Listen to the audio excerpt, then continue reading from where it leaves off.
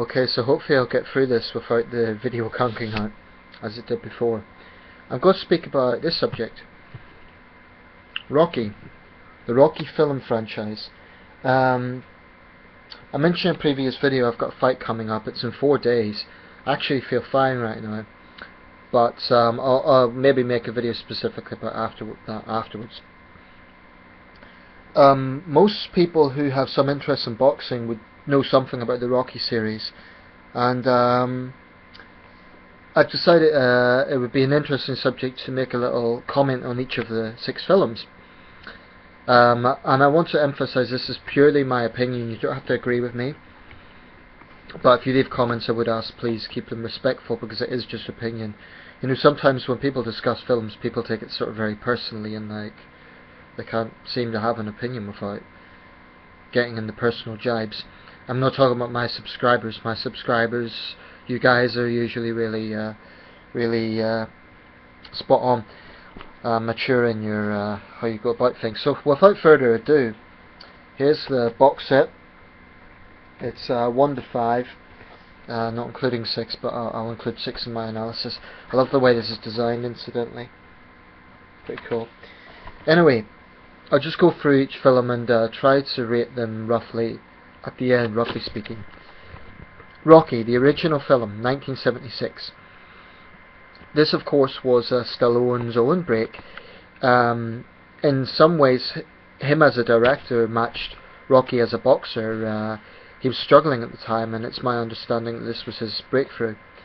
So, it's a real rags to riches story for both Stallone and the Rocky character. Like all the films, the original Rocky film sort of embodies the culture of the time. You hear sort of the beats of that period in the 70s.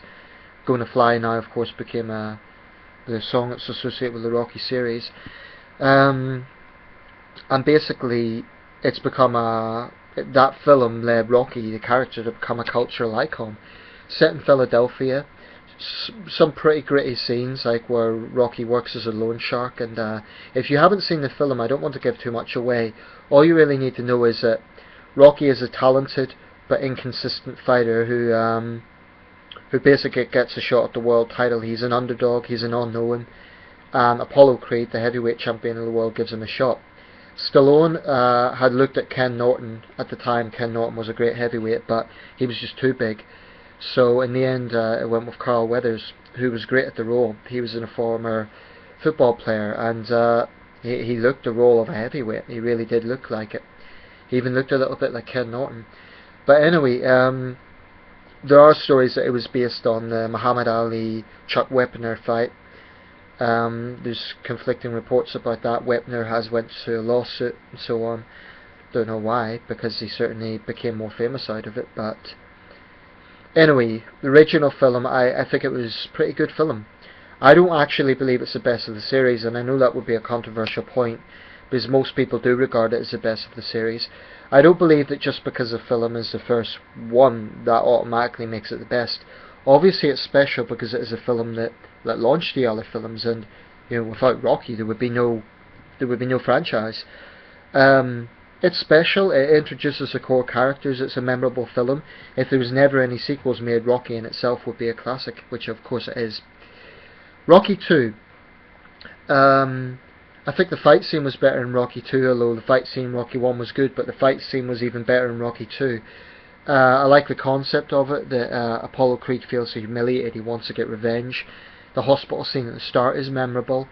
Even Rocky sort of struggling, and he's sort of seen as a lucky guy, a bit like James Buster Douglas, that sort of figure.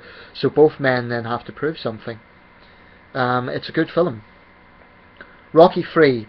Who could forget Eye of the Tiger? It was Rocky 3, which I watched today, which introduced that classic Eye of the Tiger, which is just so explosive, by Survivor. Just such an explosive hit, so it really gets the adrenaline going, and it's always associated with the Rocky series.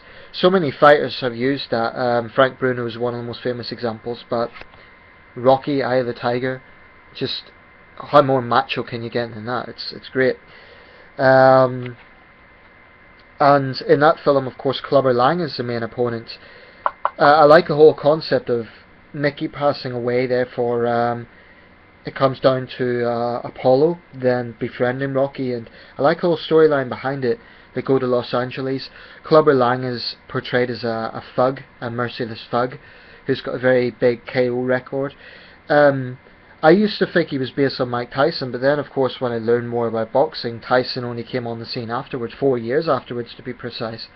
So it can't be the case. I'm trying to think of real fighters he may have been based on. I can't really think of anyone. But I know that Stallone met Mr. T when he was working as a bodyguard for Leon Spinks in his fight with Muhammad Ali in 1978. He'd also worked as a bouncer in Chicago.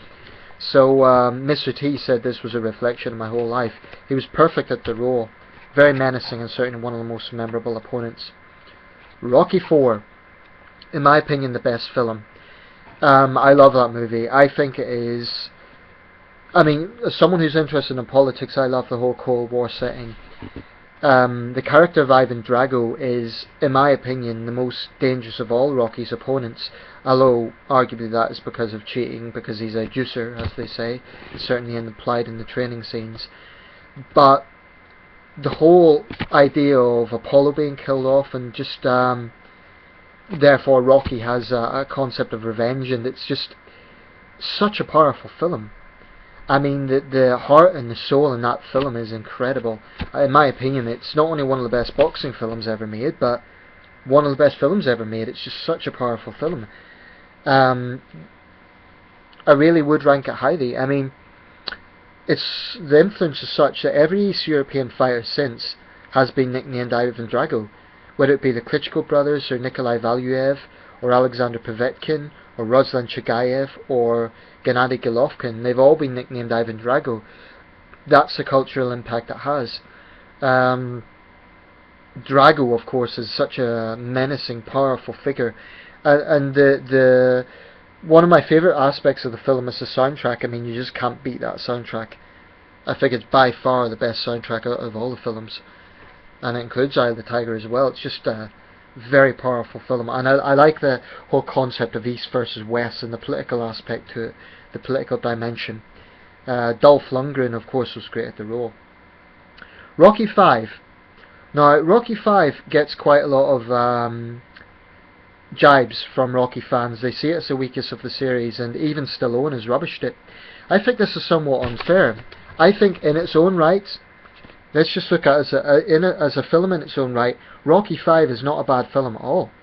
You have a great storyline there. You have an up-and-coming young fighter, the old lion who takes him in. They fall out. It really shows the seedy side of boxing. You have parasites like Duke, who is obviously loosely based on Don King. Tommy Morrison, of course, was the first real-life boxer to take on a role before Antonio Tarver and Rocky Balboa. But he's sort of like a white Mike Tyson. He's a troubled young man. He's power puncher. He's aggressive. He's fast. He lives the high life. You know, he gets the girls, the money, all the rest of it, and he falls out with Rocky. I just like the whole concept of it. Again, it has a great soundtrack. In my opinion, it has the second best soundtrack after Rocky IV. I think it's called Keep It Warm, or I love that sort of early 90s, I guess you would say, R&B vibe to it. I think that's really well done. And Gonna Fly now, of course, they change it a little bit to fit the time. I like the whole backstory of his son getting bullied at school. That was his real life son, Sage Stallone, the late Sage Stallone. In its own right, I really think it was a good film. The only thing I didn't like about Rocky V was the fight scene at the end. Not the fight, but the fact that he's just brought away to prison, and something rather ugly about that. I think it would have been better. I've seen an alternative ending, and it sort of shows Rocky helping Tommy up, and I think that would have been better. I think he should have kept with that. But as it is, you just sort of see Tommy being dragged away by the police, and it's sort of a...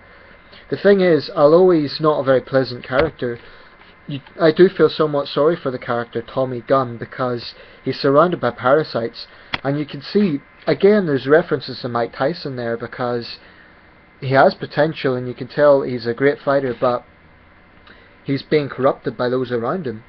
So there's definitely elements to Mike Tyson there, and it would fit the time. Although, of course, Tommy Morrison was a fighter in his own right, so not to take anything away from Tommy Morrison. But I honestly think it's a better film than it gets credit for. It does show a side to boxing that the other films don't necessarily show, which is the whole, well, to be fair, Rocky 4 shows the health aspect of potential brain damage and so on. Rocky 5 shows the seedy aspect of corruption. Rocky Balboa, I think it's a good film. It's not the best, it's not the worst, but it was a gamble, of course, of Stallone at his age to then reignite the series after 16 years. It was a gamble, but I think it's a pretty good film. The fight scene is arguably the most realistic because it is done like a real fight as opposed to a film fight. Antonio Tarver was great at the role. I don't think he's the best of the opponents. I don't think he's the most menacing. He's a bit more average in terms of, like, he doesn't really stand out for me except that he's just a very talented fighter. You know, with Clubber Lang you have the sort of thuggish type character. With Tommy Gunn you have the aggressive, troubled young fighter. And with Ivan Drago you have the Soviet wrecking machine.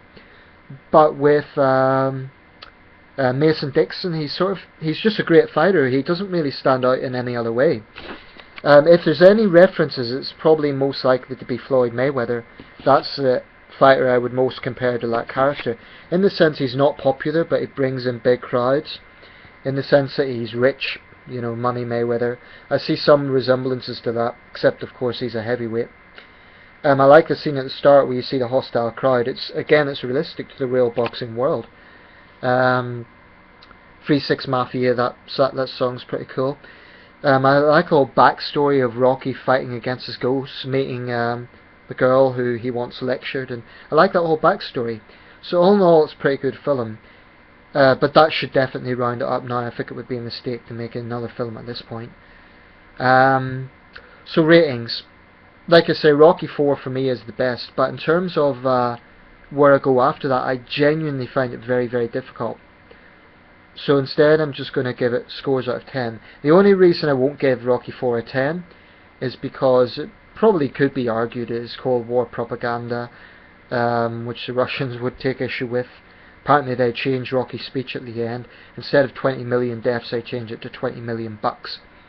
Rocky was referring to Stalin as purchase. But anyway, the only reason I don't give it the full marks is, again, some of the translations were a bit dodgy, and there's a few little glitches you see, like cameras at the side of the scene, and so just little things you could spot out. But, you know, the workout in that was incredible. The training music, just phenomenal. So just quickly, out of 10, Rocky 1, 7.9. Rocky 2, 7.8. Rocky 3, 8.2. Rocky 4, 9.5. Rocky 5, 8.0. Rocky Balboa, 7.8. This is just my personal opinion, you don't have to agree. Let me know your thoughts.